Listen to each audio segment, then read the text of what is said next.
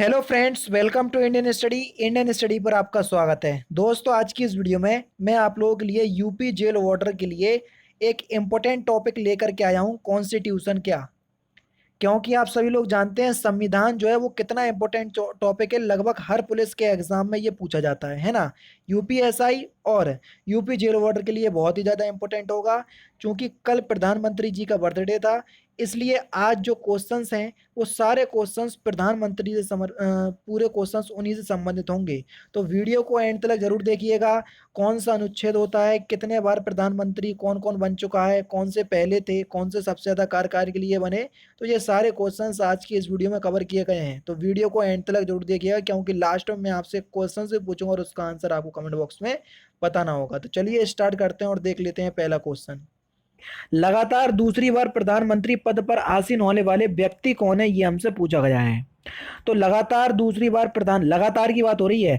लगातार दूसरी बार प्रधानमंत्री पद पर आसीन होने वाले व्यक्ति हैं आपके नरेंद्र मोदी जी। यानी कि चौथा ऑप्शन आपका बिल्कुल करेक्ट है। नेक्स्ट क्वेश्चन दोस्तों आपके सामने कि भारत के प्रधानमंत्री जो हैं वो किस तरीके से आपके चुने जाते हैं, ये हमसे पूछा गया है। तो आपका जो सही आंसर है वो है आपका चौथा ऑप्शन, चयनित किए जाते हैं। अच्छा, अगर आपको पीडीएफ प्राप्त करना है तो टेलीग्राम चैनल पर ऐड हो जाओ। आज मैंने सारी पीडीएफ प्रोवाइड करवा दी और ऐसे ही आपको पीडीएफ मिलती रहती है टेलीग्राम चैनल पे। अगर आप टेलीग्राम चैनल पे ऐड हो रहे हैं तो वहां पर आपको काफी ज्यादा प्रॉफिट मिलेगा और सारी पीडीएफ फ्री में रहती हैं, उससे आपको बिल्कुल भी पैसे नहीं लिए जाते हैं। प्रधानमंत्री भारत के प्रधानमंत्री का पद कैसा है, ये हमसे पूछा गया है। तो भारत के प्रधानमंत्री का जो आपका पद है ये संविधान द्वारा गठित पद है। यानी कि इस क्वेश्चन का पहला ऑप्शन आपका बिल्कुल करेक्ट है। अच्छा, एक और पद है भारत का उप प्रधानमंत्री। तो उप प्रधानमंत्री का जो पद है वो संविधान में कहीं भी इसकी व्याख्या नहीं है, तो इस बात को थोड़ा ध्यान में रखना। तो उप प्रधानमंत्री का पद जो है वो गैर संवैधानिक है, जबकि प्रधानमंत्री का पद संवैधानिक है। नेक्स्ट क्वेश्चन दोस्तों आपके सामने कि प्रधानमंत्री की नियुक्ति कौन करता है, ये हमसे पूछा गया है। जल्दी बताओ, प्रधानमंत्री की नियुक्ति कौन करता है। तो आपका जो सही आंसर हो जाएगा वह हो जाएगा आपका राष्ट्रपति। प्रधानमंत्री की नियुक्ति कौन करता है, राष्ट्रपति करता है। यानी कि इस क्वेश्चन का पहला ऑप्शन आपका बिल्कुल करेक्ट है। प्रधानमंत्री का उसके पद की गोपनीयता की शपथ कौन दिलाता है। प्रधानमंत्री को उसके पद की गोपनीयता की शपथ कौन दिलाता है, अभी आपने देखा होगा। कौन दिलाई थी, राष्ट्रपति ने। यानी कि इस क्वेश्चन का पहला ऑप्शन आपका बिल्कुल करेक्ट है। कौन सा ऑप्शन, पहला ऑप्शन। सामान्य प्रधानमंत्री क्या होता है, ये हमसे पूछा गया है। चार ऑप्शंस आपके सामने हैं। तो सामान्यतः प्रधानमंत्री जो है ये लोकसभा के बहुमत दल का नेता होता है। तीसरा ऑप्शन आपका बिल्कुल करेक्ट है बच्चों। भारत में एक व्यक्ति कितनी अधिक से अधिक मतलब कितनी बार अधिक से अधिक प्रधानमंत्री बन सकता है, केवल एक बार, केवल दो बार, केवल तीन बार, या कितनी ही बार। तो भारत में कोई व्यक्ति कितनी ही बार प्रधानमंत्री बन सकता है, कोई भी उसके लिए रजिस्ट्रेशन मतलब वो नहीं है, रुकावट नहीं है, जितना भी चाहे उतनी बार बन सकता है। चौथा ऑप्शन आपका करेक्ट है। नीति आयोग का अध्यक्ष कौन होता है, बताया था नीति आयोग की स्थापना कब हुई, 1 जनवरी 2015। ठीक है। और नीति का फुल फॉर्म क्या होता है, national institution for transforming India. ठीक है। नीति आयोग के अध्यक्ष होते हैं जिस टाइम आपके प्रधानमंत्री हैं वो, यानी कि प्रेजेंट टाइम में कौन है, श्री माननीय नरेंद्र मोदी जी प्रेजेंट टाइम में नीति आयोग के अध्यक्ष हैं। उपाध्यक्ष कौन है, डॉक्टर, जल्दी बताओ, राजीव कुमार। और अगर हम बात करें कौन, सीईओ की, तो सीईओ है आपके कौन, जल्दी बताओ, अमिताभ कांत। तो सभी आपको पता होना चाहिए, ये सभी इंपॉर्टेंट हैं। संसदीय तंत्र में वह व्यक्ति प्रधानमंत्री चुना जाता है जो निम्न का नेता होता है। किसका नेता होता है, तो आपका जो सही आंसर हो जाएगा वो क्या हो जाएगा, निम्न सदन में बहुमत दल का नेता। निम्न सदन का मतलब आपका लोकसभा से है। दूसरा ऑप्शन करेक्ट है। प्रधानमंत्री की नियुक्ति राष्ट्रपति करता है किस अनुच्छेद के तहत, ये हमसे पूछा गया है। तो अनुच्छेद कौन सा है, अनुच्छेद है 75। यानी कि तीसरा ऑप्शन आपका बिल्कुल करेक्ट है। नेक्स्ट क्वेश्चन के भारत के प्रधानमंत्री पद के लिए उम्मीदवार की कम से कम कितनी उम्र होनी चाहिए। तो भारत के प्रधानमंत्री पद के लिए उम्मीदवार की कम से कम उम्र होनी चाहिए 25 वर्ष। पहला ऑप्शन करेक्ट है। कौन सा ऑप्शन, पहला ऑप्शन।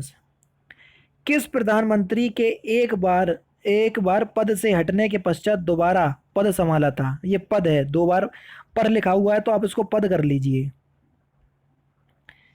तो आपका जो सही आंसर हो जाएगा वो क्या हो जाएगा, जल्दी बताएं। इंपोर्टेंट क्वेश्चंस, इंदिरा गांधी, यानी कि इस क्वेश्चंस का तीसरा ऑप्शन करेक्ट है। प्रधानमंत्री का शपथ ग्रहण करने के समय राज्यसभा का सदस्य कौन था? प्रधानमंत्री का शपथ ग्रहण करने के समय राज्यसभा का सदस्य थे कौन? तो श्रीमती इंदिरा गांधी, यानी कि दूसरा ऑप्शन आपका बिल्कुल करेक्ट है। प्रधानमंत्री का पद ग्रहण करने के समय विधानसभा का सदस्य कौन था? प्रधानमंत्री का पद ग्रहण करने के समय विधानसभा का सदस्य कौन था? वो थे राज्यसभा के। तो ये कौन थे? ये थे विधानसभा के कौन? H.G. देवगौड़ा, यानी कि चौथा ऑप्शन आपका बिल्कुल करेक्ट है। इंपोर्टेंट क्वेश्चन हैं, ये आ सकते हैं। जवाहरलाल नेहरू के निधन के पश्चात किसने प्रधानमंत्री का पद ग्रहण किया था? जल्दी बताओ। जवाहरलाल नेहरू के निधन के पश्चात किसने प्रधानमंत्री का पद ग्रहण किया था? सही आंसर है आपका गुलजारी लाल नंदा। नेक्स्ट क्वेश्चन दोस्तों आपके सामने कि अविश्वास प्रस्ताव के कारण सर्वप्रथम किस प्रधानमंत्री को अपने पद से त्यागपत्र देना पड़ा था? इंपोर्टेंट क्वेश्चन, जल्दी बताओ। तो आपका जो सही आंसर हो जाएगा वह क्या हो जाएगा? मुरारजी देसाई, यानी कि इस क्वेश्चन का पहला ऑप्शन आपका बिल्कुल करेक्ट है। कौन सा ऑप्शन? पहला ऑप्शन। नेक्स्ट क्वेश्चन के निम्नलिखित में से किस प्रधानमंत्री ने अपने कार्यकाल के दौरान संसद का सामना नहीं किया था? यानी कि एक भी दिन संसद नहीं गए थे ये। तो उनका नाम है चौधरी चरण सिंह, यानी कि इनके चरण जो हैं वो संसद में गए नहीं। इस तरीके से याद कर लो तो आपको जल्दी याद हो जाएगा। समझ गए? तो चौधरी चरण सिंह आपका बिल्कुल सही आंसर हो जाएगा। प्रधानमंत्री पद पर सर्वाधिक समय तक कौन आसीन रहा, ये हमसे पूछा गया है। सबसे ज्यादा समय तक कौन आसीन रहा है प्रधानमंत्री के पद पर? तो आपका जो सही आंसर हो जाएगा वह क्या हो जाएगा, जल्दी बताओ। वह हो जाएगा आपका जवाहरलाल नेहरू, यानी कि दूसरा ऑप्शन बच्चों आपका बिल्कुल करेक्ट है। नेक्स्ट क्वेश्चन के प्रधानमंत्री पद पर किसी एक कार्यकाल के लिए सबसे कम समय के लिए कौन आसीन रहा? सबसे कम, ये क्वेश्चन तो बहुत इंपॉर्टेंट है। अटल बिहारी वाजपेयी, यानी कि इस क्वेश्चन का चौथा ऑप्शन बिल्कुल करेक्ट है। और अटल बिहारी वाजपेयी की जो समाधि स्थल है उसका नाम क्या है? सदैव अटल। याद कर लो, मिलने वाला है एग्जाम में, सामना होने वाला है आपका इस क्वेश्चन से। नेक्स्ट क्वेश्चन के निम्नलिखित में से किसने 2 बार कार्यकारी प्रधानमंत्री के रूप में पदभार ग्रहण किया है? कार्यकारी, ये ध्यान रखना, या कार्यवाहक। तो जल्दी बताओ कौन है? आपका जो सही आंसर हो जाएगा वह क्या हो जाएगा? कार्यकारी प्रधानमंत्री के रूप में गुलजारी लाल नंदा। तीसरा ऑप्शन बिल्कुल करेक्ट है। नेक्स्ट क्वेश्चन, सबसे कम उम्र में प्रधानमंत्री पद पर आसीन होने वाले व्यक्ति कौन थे? सबसे कम उम्र में, तो सबसे कम उम्र में प्रधानमंत्री के पद पर आसीन होने वाले जो व्यक्ति थे वह कौन थे? तो ये सबसे अधिक वाला दिया है, सबसे अधिक वाला, वही तो मैं कह रहा हूँ, क्योंकि सबसे कम उम्र में थे आपके राजीव कुमार। वो मुझे ऑप्शंस में, राजीव गांधी, राजीव गांधी सबसे कम उम्र के थे, ऑप्शंस में मुझे दिख नहीं रहा। सबसे अधिक उम्र में थे आपके मुरारजी देसाई, यानी कि तीसरा ऑप्शन करेक्ट है। नेक्स्ट क्वेश्चन के अभी तक पद पर रहते हुए कितने प्रधानमंत्रियों की मृत्यु हो गई? जल्दी बताओ। अभी तक पद पर रहते हुए कितने प्रधानमंत्रियों की मृत्यु हो गई? इंपोर्टेंट क्वेश्चन है ये भी बहुत ही ज़्यादा। तो आपका सही आंसर हो जाएगा 3। कौन कौन से हैं कमेंट बॉक्स में बताना, वरना इसकी ट्रिक मैं आपको बता दे रहा हूँ। IPL, इससे भी अगर आप याद करना चाहो तो कर सकते हैं। IPL का अगर मैं बताऊं, इंदिरा गांधी, पंडित जवाहरलाल नेहरू, और L से आपके कौन हो जाएंगे? लाल बहादुर शास्त्री। समझ गए?